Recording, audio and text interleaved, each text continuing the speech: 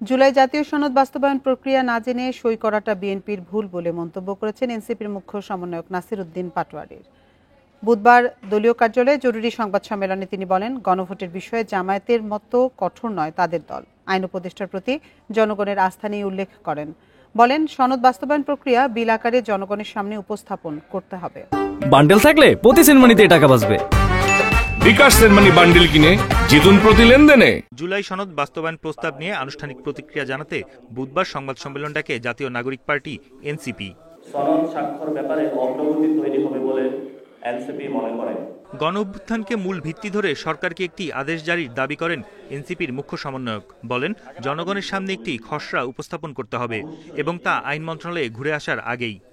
আইন মন্ত্রণালয়ে আসিফ নজরুল যিনি রয়েছেন, ওনাদের উপরে জনগণের কিন্তু আস্থা নেই এবং উনি বারবার কিন্তু জনগণের আস্থার বাহিরে গিয়ে এই যে আমাদের জুলাই সনদটা রয়েছে সেটাকে সংবিধানের অধীনে কথা বলে এটাকে ভিন্ন খাতে নেওয়ার প্রচেষ্টা করছেন। অর্থাৎ গণঅভ্যুত্থানকে ভিত্তিমূল না ধরে উনি জনগণের যে ঐতিহাসিক বহিঃপ্রকাশ সেটাকে পাশ কাটিয়ে ভিন্ন খাতে প্রবাহিত করার চেষ্টা করবেন বলে আমাদের একটা আশঙ্কা রয়েছে।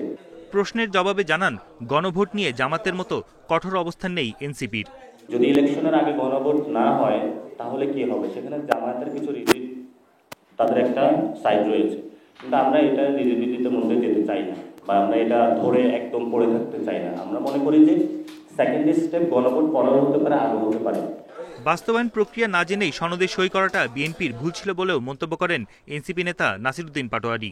ওনারা বাস্তবায়ন প্রক্রিয়াটা কেমন হবে সেটা দেখেই বিএনপির সাইন করা উচিত ছিল। তো ওনাদের ভুলটা তো আমাদের ঘাড়ে এখনো তুলে দেওয়া উচিত না। দীর্ঘদিনের পুরাতন রাজনীতির দল বলে সব জানতা আপনাদেরকে মনে করুন, মাঝে মধ্যে খেলতে গিয়ে একটু ভুল করে ফেলেন। এখন এবার ভুল করে ফেলেছেন, এবার ভুলের কাফারা আপনারা আদায় করুন, জনগণের সাথে আসুন এবং জনগণের পক্ষে থাকুন। এনসিপিকে শাপলা প্রতীক না দিলে নির্বাচন কমিশনকে পরবর্তী পরিস্থিতি নিয়ে ভাববার পরামর্শ দেন নাসির উদ্দিন পাটোয়ারী। গণতন্ত্রকে যদি রক্ষা করতে না পারে তার পরিণতি কি হয় সেটাও ইতিহাসে আছে। বন ইবনে কামাল, ইন্ডিপেন্ডেন্ট নিউজ, ঢাকা। এ নিয়ে আলোচনা করতে আমাদের সঙ্গে যোগ দিচ্ছেন ঢাকা বিশ্ববিদ্যালয়ের রাষ্ট্রবিজ্ঞান বিভাগের অধ্যাপক কাজী মোহাম্মদ মাহবুবুর রহমান। জনাব মাহবুবুর রহমান, আপনাকে স্বাগত জানাচ্ছি আমাদের ইন্ডিপেন্ডেন্ট সংবাদে। আপনার কাছে শুরুতেই জানতে চাই যে কমিশনের সুপারিশ নিয়ে দলগুলোর ঐক্যের বদলে অনৈক্য স্পষ্ট। বিএনপি বলছে যে নোট অব ডিসেন্ট উপেক্ষা জনগণের সঙ্গে প্রতারণা। আপনার পর্যবেক্ষণ জানতে চাই এ বিষয়ে। আপনাকে ধন্যবাদ, ইন্ডিপেন্ডেন্ট টেলিভিশনকে ধন্যবাদ। আসলে এটা খুব ইম্পর্টেন্ট ইস্যু যে আজকে আমরা যে আলোচনার মধ্যে এসেছি। আমরা দেখেছি যে খুব সফলভাবেই ঐক্যমত্য কমিশন প্রায় 25টা রাজনৈতিক দলকে নিয়ে সংসদ ভবনের সামনে জুলাই সনদ স্বাক্ষর করতে পেরেছিল এবং যে সকল বিষয়গুলোতে রাজনৈতিক দলগুলো একমত হয়েছিল সেগুলোতেই তারা স্বাক্ষর করেছে, নোট অফ ডিসেন্ট সহ। এখন ওটা তো আমরা ভাবছিলাম যে এটাই সর্বশেষ পর্যায়ে, শুধু বাকি ছিল গণভোটের বিষয়টা, যে সেটা কি নির্বাচনের আগে হবে না নির্বাচনের দিন হবে। কিন্তু গতকাল যেটা সরকারের কাছে ঐক্যমত্য কমিশন পেশ করেছে সেখানে দেখা গেছে যে সনদের স্বাক্ষরের সময় যে ধরনের কন্টেন্ট ছিল সেক্ষেত্রে কিন্তু পরিবর্তন এসেছে। তো এইটা এক ধরনের রাজনৈতিক দলগুলোর সাথে যেভাবে সরকার এবং রাজনৈতিক ঐক্যমত্য কমিশন যেভাবে গত 6-7 মাস 8 মাস এগিয়েছিল সেই প্রক্রিয়ার মধ্যে একটা বাধা, এবং এই বাধাটা অনৈক্য তৈরি করতে পারে জাতীয় রাজনীতিতে, এবং এটা সরকারের জন্যও ভালো না, রাজনৈতিক দলগুলোর জন্যও ভালো না, এবং ঐক্যমত্য কমিশনের সফলতাকে কিছুটা হলেও প্রশ্নবিদ্ধ করছে। এখন যদিও আপনি বলেন যে জনগণই সর্বশেষ আস্থার স্থল, এটা সত্য কথাই, এটাই সঠিক, কিন্তু এইভাবে মানে ঐক্যমত্য কমিশন তো দুইভাবে বৈধতা চেয়েছিল। একটা হলো রাজনৈতিক দলগুলোর আলোচনার মাধ্যমে ঐক্যমত্যের প্রেক্ষিতে যেই কন্টেন্ট তৈরি হবে সেইটা, সেই সনদটাকে, সেই ড্রাফটটাকে ওনারা দিবেন গণভোটে, কিন্তু এখন দুইবার তারা বৈধতা যাচাই করবেন। কিন্তু এখন দেখা গেল যে তারা গত 6 মাস যাবৎ রাজনৈতিক দলগুলোর সাথে আলাপ আলোচনা করে যেই ড্রাফটটি এসেছিলেন সেই ড্রাফটটা কিন্তু সরাসরি গেল না, এর মধ্যে কিছু পরিবর্তন হয়ে গেল। এই পরিবর্তনটা তো সব রাজনৈতিক দল চেয়েছে কিনা এবং তাদের সমর্থন এখন থাকবে কিনা সেই প্রশ্ন তো থেকেই যায়। যে দুইভাবে ওনারা বৈধতা চেয়েছিলেন, রাজনৈতিক দলগুলোর সম্মতি এবং নাগরিকের সম্মতি গণভোটের মাধ্যমে, এখন কিন্তু ওনারা একটা বৈধতা চাচ্ছেন, গণভোটের বৈধতা। রাজনৈতিক দলগুলোর সম্মতিটা কিন্তু ওনারা আর এখন গুরুত্ব দিচ্ছেন না। তাহলে গত 6-7 মাস 8 মাস ধরে এই আলাপ আলোচনার দরকার কি ছিল?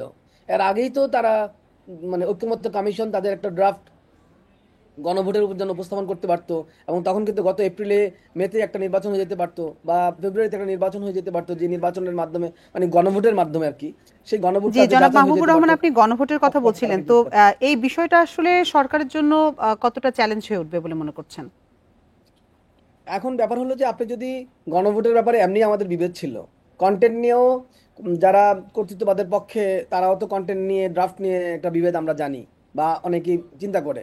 তো এই সকল কারণে গণভোটটা তো একটা মার্জিনাল পয়েন্টে পাস করালেও হবে না, আবার এটাতে নো আসাটা যারা বলছেন যে নো আসলে ঠিক আছে মানে তাহলে হবে না, কিন্তু আমি তো মনে করি নো আসার জন্য তো আর 1 বছর ধরে এত পালাপ আলোচনা না, নো আসার জন্য তো মানে না ভোটের জন্য তো এত এত রক্ত না। তা আপনি তো এমনভাবেই গণভোটে নিয়ে যাবেন সনদকে যেন এটার পক্ষে আলাপ আলোচনা আসে, এর পক্ষে রায় আসে। তো সেই কন্টেন্ট যদি তৈরি করতে ঐক্যমত্য কমিশন ব্যর্থ হয়, তাহলে তো এই দায় ঐক্যমত্য কমিশনকে নিতে হবে। তো যে কন্টেন্টটা মানে এখন বলার সময় আসে নাই, বা বলা উচিত না যে এই এই গণভোটে না আসলে কোনো সমস্যা নাই, এটা এখন বলা যায় না। কারণ আমরা তো এটার জন্যই অপেক্ষা করেছি, যে সনদের জন্য আমরা অপেক্ষা করলাম, সেই সনদ কার কারণে না হয়ে যাবে, কেন না হবে। তো সেইভাবে আমরা সনদকে উপযুক্ত করে তৈরি করতে না পারার ব্যর্থতা তো সনদ যারা তৈরি করেছেন তাদেরই। তো সেই জায়গা থেকে তো আমি মনে করি আর কি যে এটাতে এখন জি, মাহবুবুর বলা রহমান, যাবে আপনার না। কাছে আরেকটি বিষয় জানতে চাই যে নির্বাচনের আগে গণভোটে এনসিপি অনড় নয়, তবে সনদ বাস্তবায়ন এবং আইন উপদেষ্টাকে নিয়ে আস্থাহীনতার একটা বিষয় আছে তাদের মধ্যে। আপনি বিষয়টিকে কিভাবে দেখছেন? সনদ বাস্তবায়নের ক্ষেত্রে তো আমরা একটা আস্থার মধ্যে এসেছিলাম, যখন আমরা দেখলাম 25টা রাজনৈতিক দল সনদে স্বাক্ষর করেছে, এবং ঐক্যমত্য কমিশনও মোটামুটি একটা বড় ইস্যুতে একমত হতে পেরেছিল তাদের সাথে। যখন আবার আজকে ড্রাফটটা দেওয়ার কারণে, গতদিনের ড্রাফটার কারণে কিন্তু আমরা একটু টেনশনে পড়েছি। সেই টেনশনটা হলো যে সকল নোট অফ ডিসেন্টগুলো ছিল সেগুলো তো আসে নাই।